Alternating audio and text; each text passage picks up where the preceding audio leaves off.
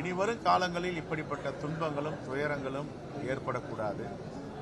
என்னுடைய வேண்டுகோள் என்னவென்றால், மக்களை பாதுகாப்பதற்குத்தான் ஒரு அரசியல் கட்சி இயக்கங்களும் தலைவர்களும், மக்கள் இப்படி பேரழிவு ஏற்படுவதற்கு எந்த காலத்திலும் எந்த நேரத்திலும் உறுதுணையாக போய்விடக்கூடாது என்பதற்கு இது ஒரு மிகப்பெரிய படிப்பினை கரூர் மாவட்டம் கொடுத்திருக்கிறது.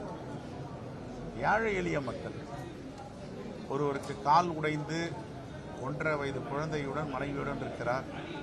யாரோ ஒருவர் சொல்லுகிறார் என்று அந்த பெண்மணி செல்கிறார். அங்கே இறப்பு பலி ஏற்படுகிறது. கால் உடைந்த நிலையில் அவருக்கு எங்களுடைய நாடாளுமன்ற உறுப்பினருக்கு ஆறுதல் சொல்லி உட்கார்ந்திருக்கிறார். 1.5 வயது குழந்தை, 23 வயது ஒரு ஆண் இருந்திருக்கிறார். குழந்தையும் மனைவியும் நடுத்தெருவில் இருக்கிறார்கள். மருத்துவமனையில் பார்க்கும்போது காவியா என்ற ஒரு பெண் 20 வயதை கடக்கவில்லை, 10ஆம் வகுப்பு படிக்கிறார். நான் 10ஆம் வகுப்பு படிக்கிறேன், எனக்கு 15 வயது என்று சொல்லுகிறார். அவரும் இந்த சிக்கலில் நெரிசலில் ஈடுபட்டு மருத்துவமனையில் அனுமதித்திருக்கிறார்கள்.